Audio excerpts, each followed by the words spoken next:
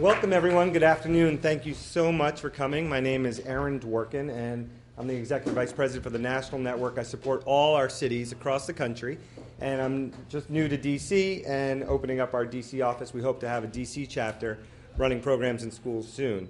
So quickly, I just want to say, a little more than 100 years ago, there were concerned citizens who were very upset about what was happening to the most vulnerable youth in the country. They were taking a closer look at some of the problems and risks that kids were facing, mostly coming about because of high immigration, industrialization, urbanization. Our cities were growing like crazy, and there were new problems. And they realized that because times were different, the problems were different, and they called for innovative and collaborative solutions. And some that was interesting is that over an 8-year period in this country, that was when Big Brothers Big Sisters was founded, Boys and Girls Clubs of America was founded, Boy Scouts and Girl Scouts was founded, 4-H, Goodwill, all within an 8-year period around the last turn of the century. So now here we are today. It's 2012. There are still concerned citizens, a lot of you here in this room, who are taking a close look at what are the biggest problems and risks facing our most vulnerable youth in this country. And the problems are a little different. We have a major high school dropout crisis. We have an obesity crisis. We have a sluggish economy that's more technology-based and more globally competitive all the time. And these are some of the issues that our kids are facing. So once again, the times are different, the problems are different, and it calls for some innovative and collaborative solutions. So After School All-Stars, looking at our national footprint, we're coast to coast, we're in primarily middle schools. We're serving low-income urban middle school kids. These are the kids who are most disproportionately affected by a lot of the challenges we just laid out. So we had to look at ourselves. What else can we do? How do we move ourselves from being just a great high-quality after-school program provider to becoming a high-impact solution provider? And what we have done, and what we've done with all the input of our staff and our kids and experts in the field, is that we looked at some of these issues and said, what can we do? So on the high school dropout issue, we know that there's a student drops out in the country every 26 seconds. We know that the majority of kids who drop out do so in 9th grade. We are in so many middle schools, so what can we do to better prepare our 8th graders for high school? We created a year-long curriculum for 8th graders called We Are Ready. It makes clear the connections between high school, college, and jobs. It also answers 2 fundamental questions most 8th graders we know ask. Why do I need to be in school? And how is anything I'm going to ever learn be useful to me in real life? Fair questions. Not always a lot of time to give the amount of time necessary to answer them. That's what We Are Ready does. It culminates with a 1-week overnight camp on a college campus to get our kids ready for high school. But they go to college for a week. And that experience 2 years ago was on 1 college campus. This summer it's going to be in 9 colleges across the country. And we're grateful to Walmart and the Posse Foundation for their help with that project.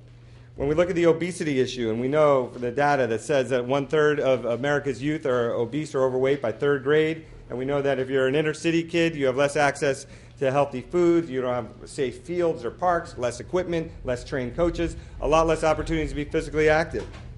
So we're looking at ourselves, what more can we do? We're actually one of the only places so many of our kids get 60 minutes of physical activity every day.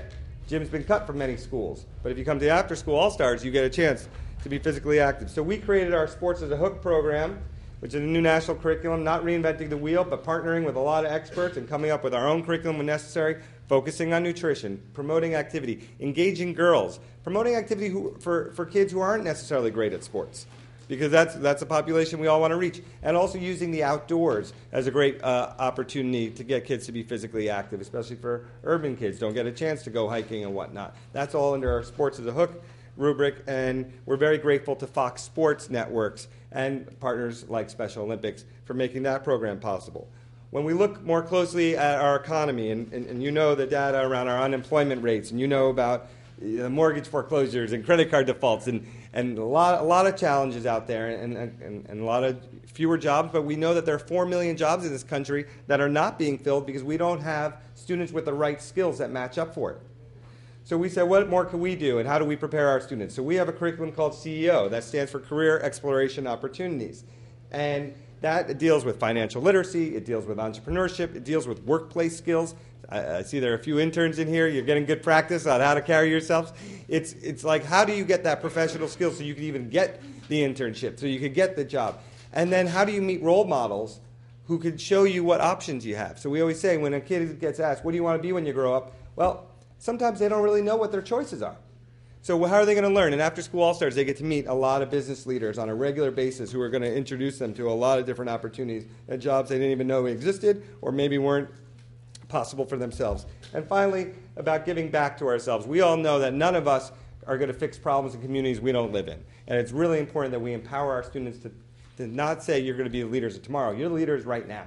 And we need you to be leaders right now. So we have a leadership and service learning program that connects community service to everything we do, whether it's enrichment or in sports, and gives them leadership training. And we have a National Youth Advisory Board that has given input into all our curriculum. And our curriculum on service learning is called Life Service Action.